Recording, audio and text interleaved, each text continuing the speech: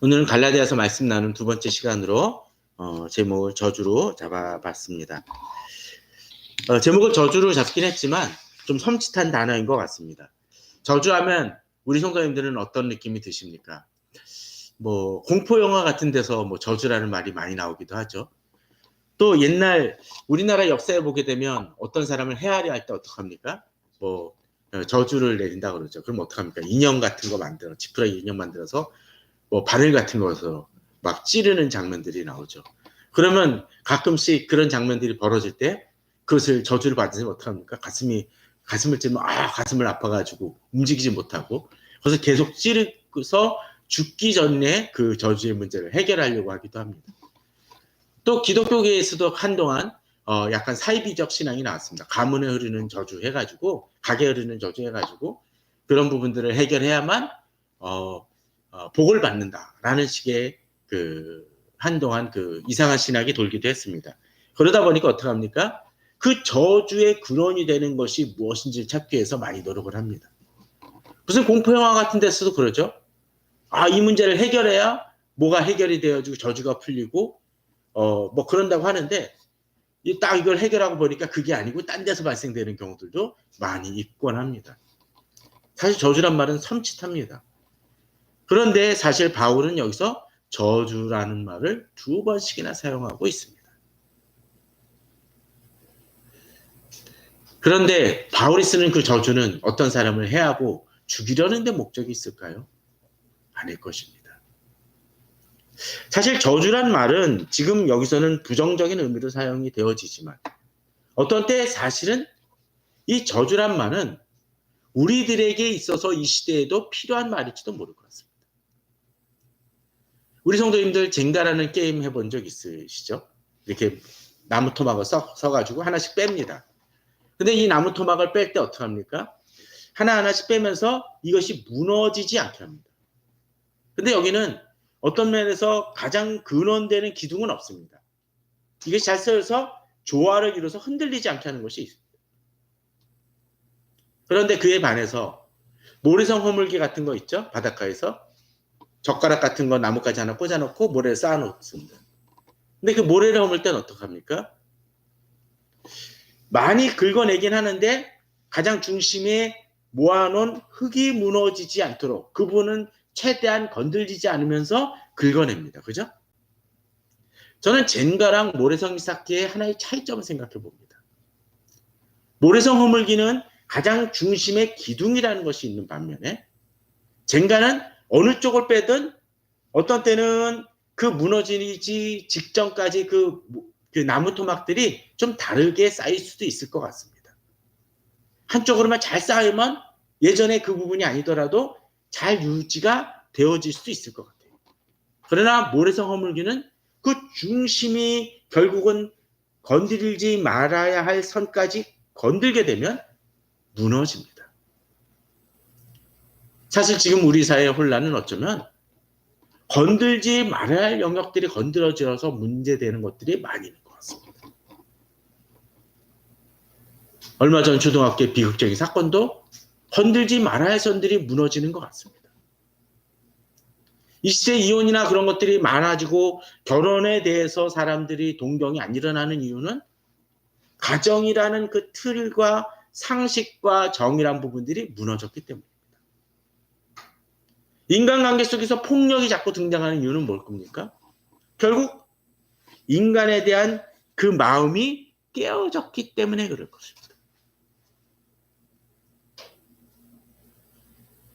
그러다 보니까 어떤 얘기가 나옵니까? 옛날에 많이 썼던 말이죠. 믿을 놈 하나 없다는 얘기가 나옵니다. 뒤에 가서 그 부분을 잠깐 또 다른 영역으로 살펴보긴 하겠지만 이 시대는 믿을 만한 사람이 없는 것 같습니다. 어떤 때는 절대적인 기준이라는 것조차도 무너지는 시대입니다. 그럼 이 사회를 바로잡기 위해서는 어떤 것이 필요할까요? 지켜야 될 것을 지키는 모습일 것이고, 근데 만일 지키지 않는 자라면 그에게 응당하는 어떤 거요? 벌이나 저주가 임해도 합당하다라는 것이죠. 사실 바울은 그러한 영역을 건들고 있습니다. 그저 사적 보복으로서 내가 너한테 기분 나빠해가지고 저주를 내릴 거야라는 것이 아니라 또 그 저주조차도 자신이 내리는 거하고는 좀 차원이 다른 면을 보여줍니다. 오늘 우리는 6절에서 10절 말씀을 통해서 여기서 말하는 저주는 무엇이고 특별히 바울이 왜 이렇게 저주라는 말까지 사용하는지를 살펴보았으나 합니다. 특별히 어떤 부분에서 이 얘기를 다루고 있냐 하면 8절입니다. 8절 9절에 보면 어떡하죠? 그러나 우리나 혹은 하늘로부터 온 천사라도 우리가 너에게 전한 복음 외에 다른 복음을 전하면 저주를 받을지어다 라고 이야기를 합니다. 9절에서도 우리가 전에 말하였거니와 내가 지금 말하노니 만일 누구든지 너희가 받은 것 외에 다른 복음을 전하면 저주를 받을지어다 라고 하면서 두 번씩이나 저주라는 표현을 강하게 사용합니다. 그러면 바울은 왜 이렇게 어떤 사람에게 있어서 저주를 받을 거라고 얘기할까요? 또 그것이 바울의 사적인 감정이라든지 주관적 기준이 아니라는 것을 이제 여기서 보여줍니다. 자, 보십시오. 8절 9절에 보면 어떤 때 저주를 받으라고 되어 있습니까? 다른 복음을 전하면이라고 되어 있습니다. 다른 복음이죠. 지난 시간에 저희들이 잠깐 이 부분을 다뤘죠. 상대적인 것이 아니라 복음이라는 것이 있는데 그것과는 다른 짝퉁이 등장한다는 거예요. 9절에서 역시 다른 복음을 전하면 저주를 받을 것이라고 이야기합니다. 죄송합니다. 자, 이 다른 복음을 전하면이라고 되어 있었는데 자, 이거는 바로 여기서만 해당되지 않습니다. 6절, 7절에서도 나옵니다. 자, 6절에 어떻게 되어 있나요? 6절에서도 다른 복음이라고 되어 있습니다. 7절에서도 다른 복음이라고 이야기합니다. 바로 이 얘기는 어떻습니까? 계속적으로 다른 복음을 이야기하면서 이것이 문제가 되어지기 때문에 이것을 건들기 때문에 고맙습니다. 다른 복음을 이야기하고 있고 이것으로 인해서 다른 복음이 문제가 되니까 다른 복음을 전하는 사람들이 있으니까 이에 대해서 어떻게 해요? 바로 저주를 받을 것이라고 강하게 지적을 하는 것입니다. 우리에게 바로 이런 것이 구분점이 있어야 됩니다. 복음을 전하긴 전하는데 뭔가 전하긴 전하는데 그것이 다르다라면 바로 바울은 그것에 대해서만큼은 저주라는 말까지 사용할 정도로 엄격하게 다룹니다. 바울이 다른 부분에 있어서는 참 많이 품고 있습니다. 어떤 때 범죄한 사람들마저도 품으려는 모습이 있습니다. 상상하기 힘든 죄악을 범할 때에 있어서도 그에게 징벌을 내릴지언정 그가 돌이키길 바라기 위해서 이 징벌을 내리는 것이지. 또 교회 치리 과정도 보게 되면 여러 가지 부분을 이야기하고 설득하고 권면하는 과정 속에서 돌아오게 하는데 그런데 저주라는 말까지 나오는 이유 중에 하나는 넘지 말아야 할 선, 건들지 말아야 될 것, 중심적인 것을 건들기 때문에 그렇다라는 것입니다. 이 시대에는 과연 무엇을 가지고 싸우고 있는 것일까요? 한국 기독교의 모습을 보게 되면 정말 싸워야 될 것을 가지고 싸우는 것이 아니라 비본질적인 것, 어떤 때는 지역적인 것을 가지고 싸울 때가 많이 있습니다. 근데 우리가 가장 붙들어야 될 것이 무엇입니까? 바로 복음이라는 그 사실입니다. 다른 것들이 문제 안 된다는 것들이 아니라 다른 것에 대해서는 관여하고 참아주고 인내해야 될 부분이 있지만 이 복음에 대한 부분들이라면 바로 우리는 타협하지 말아야 된다라는 것이죠. 그러면 여기서 또 한 가지 문제가 있습니다. 어떤 것일까요? 다른 복음에 썼는데 그러면 과연 다른 복음 외에 다른 것들은 진짜 복음은 무엇이냐라는 것이죠. 다른 복음은 어떤 것입니까? 그리스도의 복음이 아닌 것이라는 것입니다. 그러기에 7절에서는 다른 복음은 없나니 다만 어떤 사람이 너희를 교란하여 그리스도의 복음을 변하게 하라. 그렇습니다.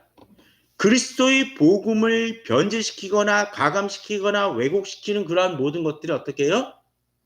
바로 다른 복음이라는 것입니다. 예컨대 그런 것입니다. 어떤 물건을 사는데 몇몇 기능을 보게 되면 띄어가지고 빼버리고 중요한 부품을 빼버리고 물건을 판다면 우리는 뭐합니까? 분노하게 되겠죠. 예를 들면 차를 샀는데 엔진이 없어. 그럼 어떡합니까? 그거는 사기죄이죠. 또 어떤 물건을 샀는데 중요한 부품이나 그런 것도 빼요. 다이아 반지를 샀는데 다이아를 빼고 이 반지만 판다면 누가 그것을 제대로 값어치 하겠습니까? 잘못 샀다고 얘기하죠. 아니 다이아는 빼고 내가 인심 썼다 해가지고 큐백을 꽂아놓는다면 누가 그것을 인정하겠습니까? 가짜라는 거예요. 그리스도의 복음을 변하게 하는 것이 바로 그런 것입니다. 또 8절은 이렇게 얘기합니다. 우리가 너희에게 전한 복음이라는 것입니다.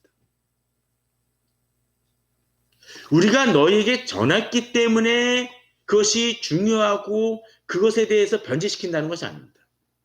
목회자나 가끔 착각할 때가 있어요.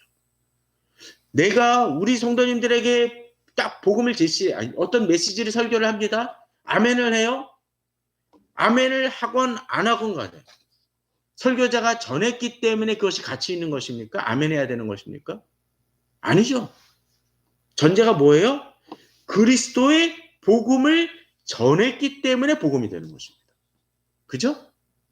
우리가 너희에게 전한 복음도 마찬가지입니다. 바울은 자기 권위를 분명 이야기하긴 하지만 앞서서 뭐라 그랬습니까?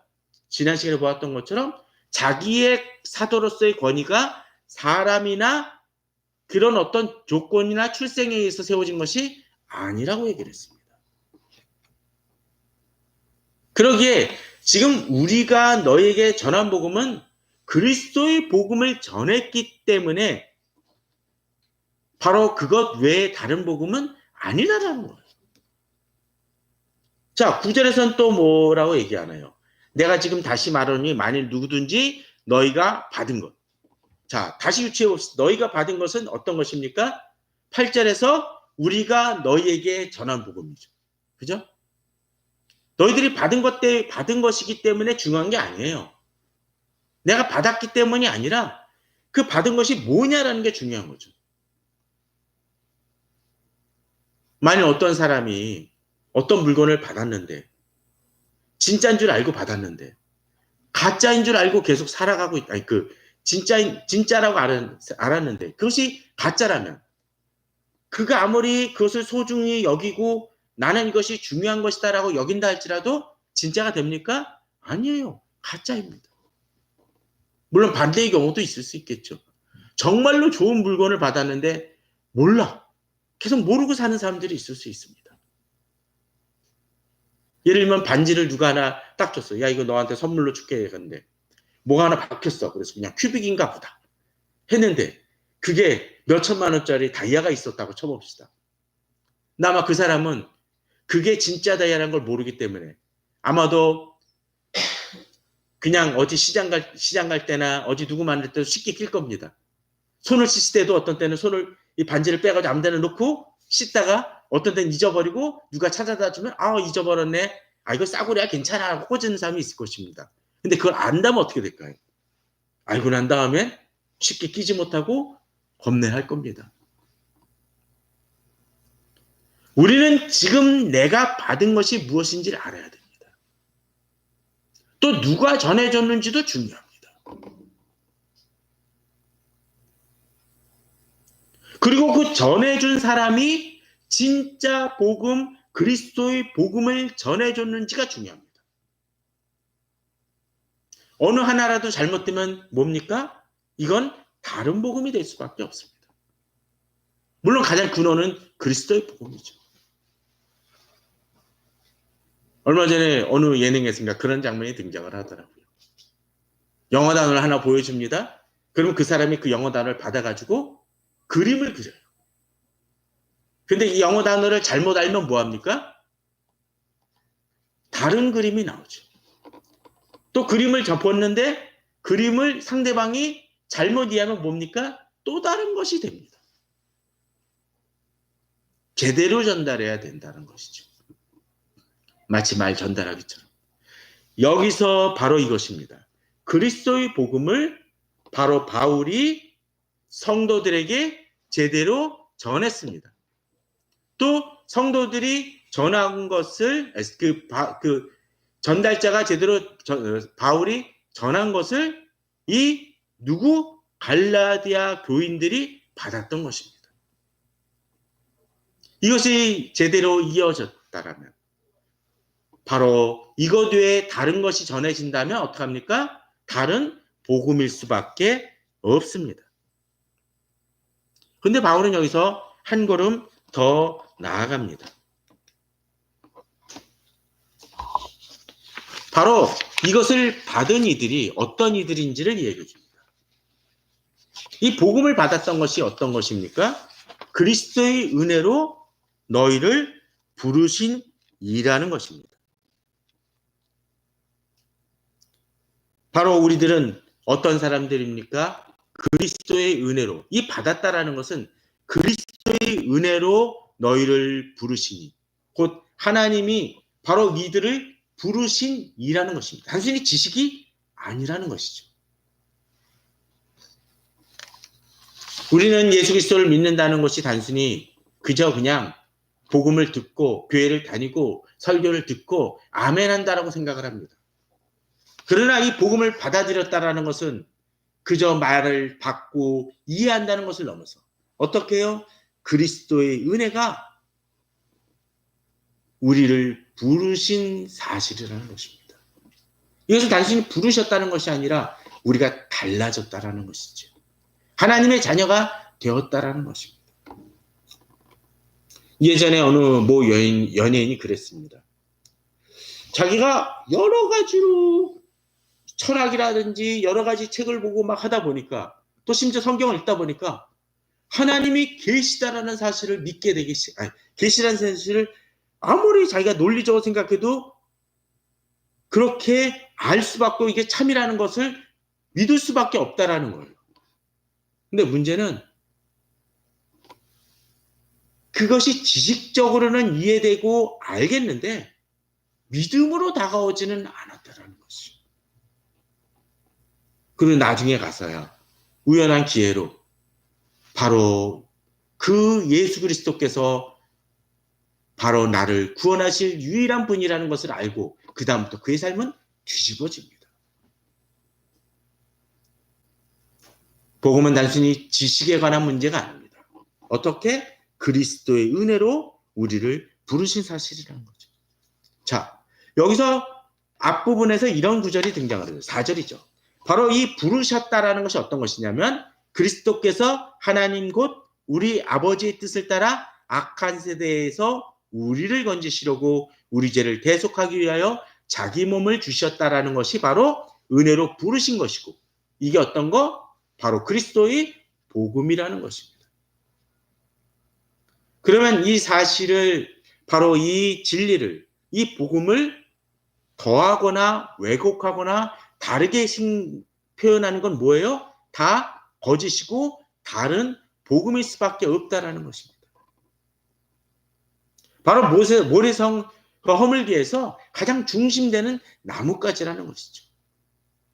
근데 이 시대는 이러한 것들에 대해서 자꾸 타협하고 왜곡시키는 경향들이 있습니다. 우리는 그것에 대해서만큼은 싸워야 됩니다. 물론 이 복음을 믿고 삶이 전혀 달라지지 않은 사람이 있다라면 어쩌면 그것은 은혜로 부르심까지는 아니고 그저 그냥 지식으로만 아는 사람일지도 모릅니다. 우리는 바로 이 복음을 붙들어야 됩니다. 이 은혜를 붙들어야 됩니다. 이것은 더 이상 변질될 수 없는, 타협할 수 없는 유일한 것임을 가지고 우리는 기억해야 될 것입니다. 그런데 이렇게 다른 복음을 전하고자 하는 이들은 어떤 사람들일까요? 바울은 여기서 좀 충격적인 얘기를 합니다. 8절이죠. 우리가 너에게 전한 복음 외에 다른 복음을 전하면 저주를 받을지어다라고 얘기하는데, 그렇게 할 수 있는 사람이 여러 가지 사이비 종교인이나 그런 사람들만이 아니라 심지어 뭐라고 얘기합니까? 우리나 혹은 하늘로부터 온 천사라도,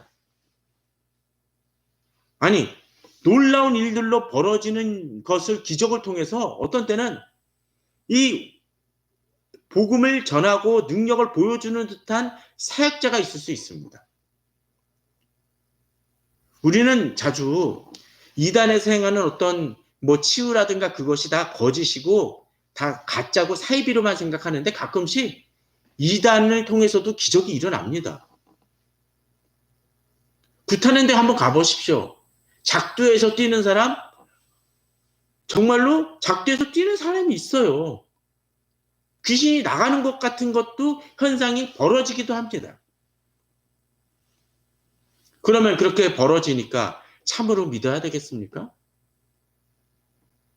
그것으로 인해서 현혹되는 사람들이 있습니다. 점이나 그런 거 보는 사람들 가끔 그러죠. 야, 그 사람 점쟁이 용해. 내가 하는 모든 것에 대해서 너무나 정확히 이야기하고 얘기합니다. 그 사람이 나에게 어떤 계시나 넌 이런 일이 벌어질 거야 했는데 나가자마자 그런 일이 벌어진다면 그 사람이 현혹될 겁니다. 이단에 그렇게 현혹되는 사람들 많아요. 이단도 바로 그런 이적 때문에 나 이제 나갈 거야, 이제 여기 사이비 같아 하고 나올 거야 하다가 그런 어떤 일로 충격적으로 다시 돌아간 사람들에 대한 얘기도 전 들은 적이 있습니다. 그러나 오늘 본문도 이야기하죠. 하늘로부터 온 천사라도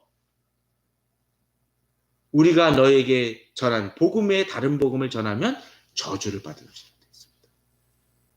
그런데 여기서 바울이 하는 거는 더 나갑니다. 하늘로부터 온 천사 앞에 뭐라고 돼 있어요? 우리라도, 우리나. 우리에는 누굽니까? 바울과 다른 사역자들, 같이 동역자들도 그렇다라고. 예를 들면 담임 목사님이 어느 날 저는 이렇게 하다 보니까 이렇게 해야 합니다. 복음하고는 성경하고는 다른 얘기를 한다라면 그때 어떻게 할까요? 아마 성도들 많은 사람들은 아멘 할지도 모릅니다. 그렇지 않을까요? 실제로 어떤 여호와 증인이라든가 그런 분들을 거기 단체들에서 보게 되면, 그 수기 보게 되면, 신문을 보게 되면 유명한 선교 단체에서 장을 했던 사람도 내가 어느 날 하나님에 대해서 제대로 알게 됐습니다. 하나님이 아니라 여호와입니다라고 하면서 딱 수기를 썼던 거를 한 몇십 년 전 중학교 때인가 읽은 기억이 납니다. 대학교 때도 그런 기사들 가끔 봐요.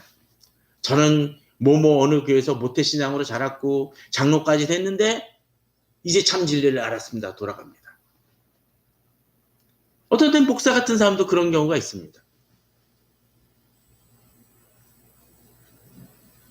아니, 그런 정도까지는 아니라 할지라도 어떤 때 좋으신 존경할 만한 목사님이었는데 잘못돼가지고 이상한 얘기들을 하시는 분들이 있죠. 어떻습니까? 우리나라고 돼 있습니다. 바울 자신이 전한다 할지라도 이 얘기는 뭐죠? 바울도 바울 자신이나 또는 베드로나 그런 사람이 전한다 할지라도 틀리면 뭐합니까? 아니라는 거예요. 그럼 그 기준이 뭡니까? 우리가 너에게 전한 복음, 아니 바울이 자신이 전해놓고선 왜 딴소리입니까? 그 앞부분이 달라지죠. 그 근원이 어디? 그리스도의 복음이고, 그 그리스도의 복음은 예수 그리스도께서 우리를 대속하셨다는 그 사실입니다.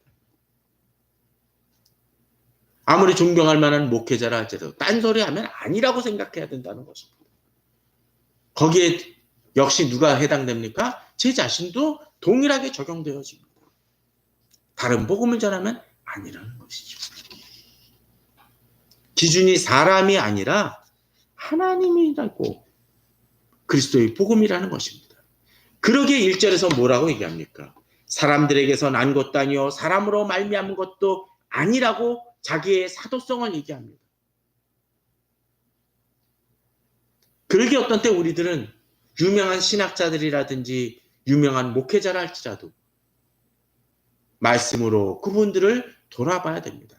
의심하라는 것이 아니라, 무조건 의심하라는 것이 아니라, 내가 지금까지 믿어왔던 그 복음에 대해 다른 얘기를 한다면 우리는 돌아봐야 됩니다. 물론 이 얘기가 외골수이고 완전히 다단어라는 것들이 아니라 본질적인 부분에 있어서 그렇다는 것입니다. 시대가 바뀌면서 달라지는 것도 많이 있습니다. 저 어렸을 때는 드럼을 교회 본당에서 치는 것은 불가능하다시피 했습니다. 그것이 바뀌더라고요. 어떤 분들은 그런 얘기도 했습니다. 예배 시간에 기타 치는 거는 좀 이상합니다라고 얘기를 했었는데 지금 누가 기타 치는 것 같고 뭐라 그럽니까? 드럼도 쓰죠. 복음성가는 찬송으로도 치지도 않았던 때도 있었습니다. 지금 달라졌습니다. 그게 본질입니까? 아니에요. 그건 본질 아닙니다. 그러나 예수 그리스도를 부정한다면 아니라는 것이죠. 예수 그리스도가 흘리신 피를 부정한다면 그건 아니라는 것입니다.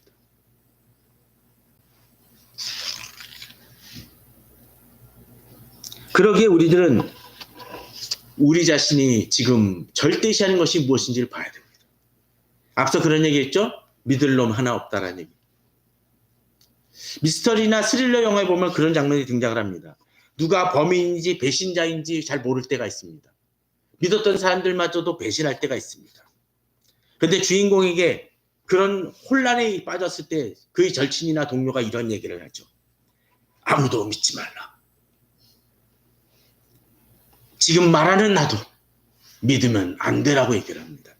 그렇죠? 혼란에 빠뜨립니다. 그런데 사실은 복음에 대해서 사실은 우리는 그래야 됩니다. 어느 누구도 절대시하면 안 됩니다. 존경받던 목사님도 무너질 수 있습니다.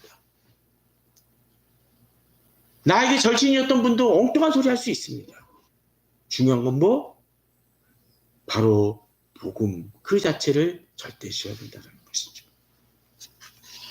그 점에 있어서 우리는 흔들리면 안 될 것입니다. 그리고 우리는 붙들어야 될 것을 붙드는 사람이 되어야 됩니다. 이 시대는 그것이 무너져가는 시대입니다. 우리가 이렇게 갈라디아서를 보는 이유도 바로 그것입니다. 바로 바울이 또 우리나 혹은 하늘에 또 온 천사라도 라고 얘기하면서 그에 대한 예를 아마 이제 뒤에서 또 등장을 합니다. 그건 그때 보도록 하겠습니다. 자, 그렇다면 우리는 어찌해야 될까요? 그 복음을 기준으로 어떻게 살아가야 될까요? 그냥 복음을 붙들기만 합니까? 아니라는 것이 등장을 합니다. 10절입니다.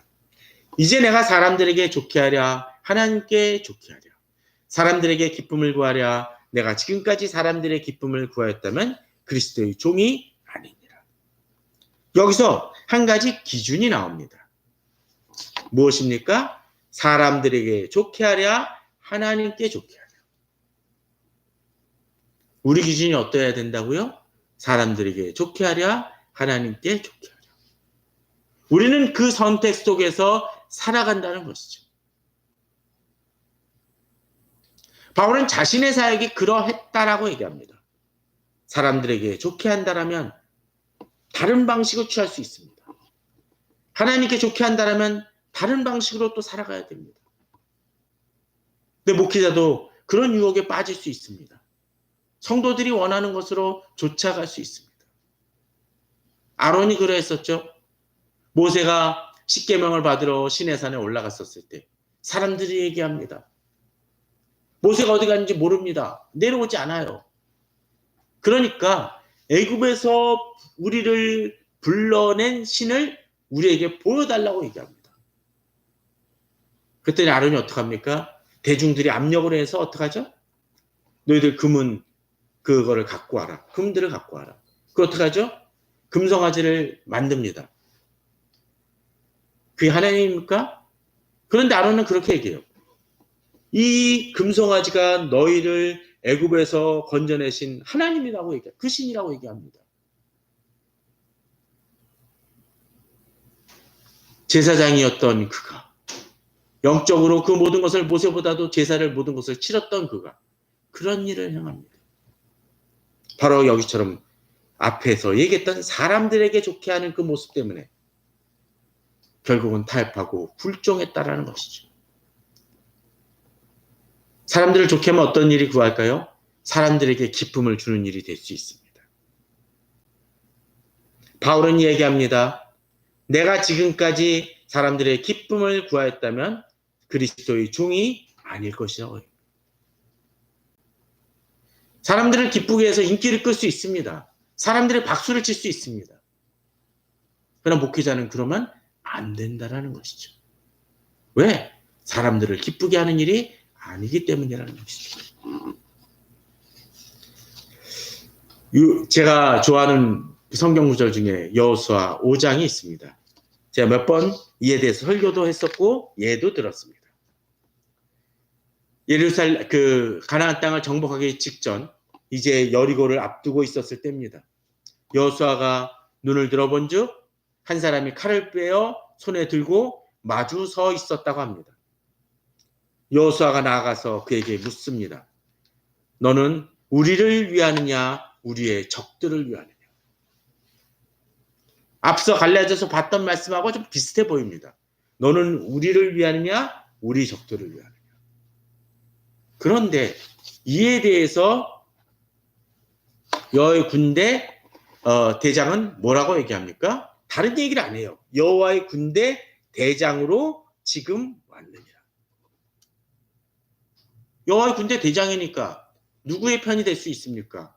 바로 우리들, 여호수아의 편 같습니다. 우리의 적들, 바로 여리고 사람들하고는 그 편이 아닌 것 같아요.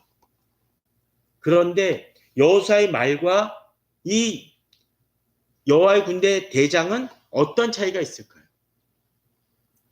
우리이기 때문에 여호와의 군대 대장이 합류하는 것이 아니라 여호와의 군대 대장인 이 사람에게 여호와 안에 이 우리라는 존재가 바로 여호와 앞에 굴종하고 여호와 앞에 복종하고 여호와를 따를 때 여호와의 군대에 속하는 것입니다. 하나님을 따르지 않으면 바로 우리 적들이나 어때요? 별로 다를 게 없을 수 있습니다. 이 시대 한국교회에서도 교회 안에서 싸움이 벌어지기도 합니다. 교회에서 싸움도 벌어집니다. 누가 옳으냐 그러냐 싸웁니다. 그런데 문제는 뭡니까? 자기 편, 내 편을 가릴 뿐이지 여호와의 편이 하나님의 편이 되기를 추구하는 사람들이 의외로 적다라는 거예요. 다들 그들도 얘기합니다. 하나님의 말씀에 이렇게 얘기합니다라고 목회자가 얘기합니다. 장로가 얘기하기도 합니다. 근데 문제는 뭡니까? 하나님은 저 위에서 그러실지 모른다. 네 둘 다 내 편 아닌데 나한테 안 속했는데 얘기할 줄 모른다라는 것이죠. 그러기에 우리들은 내가 지금 여호와의 군대 안에 속해 있는지를 봐야 됩니다. 근데 그렇지 않다라는 것이죠. 주님이 내 편 되기를 원합니다. 교계의 총회장이기에 또는 유명한 목사님이기 때문에 내가 권위 있는 것이 아닙니다. 우리는 자주 착각합니다. 내가 오랫동안 신앙생활을 해왔기 때문에 하나님이 복 주시는 것이 아니라는 것이죠. 그리스도의 복음을 붙들고 다른 복음을 거부할 때 주님이 나를 축복하시는 것입니다. 우리를 위하느냐 우리 적들을 위하느냐가 아니라 보다 본질적으로 여호와의 군대에 여호와께 속해야 된다는 것이죠. 그런 사람들은 어떡합니까? 이제 이 말씀 속에 이렇게 나오겠죠. 이제 내가 사람들에게 좋게 하려 하나님께 좋게 하려. 사람들의 기쁨을 구하였다면 나는 그리스도의 종이 아니라 사람의 종이 된다는 것이죠.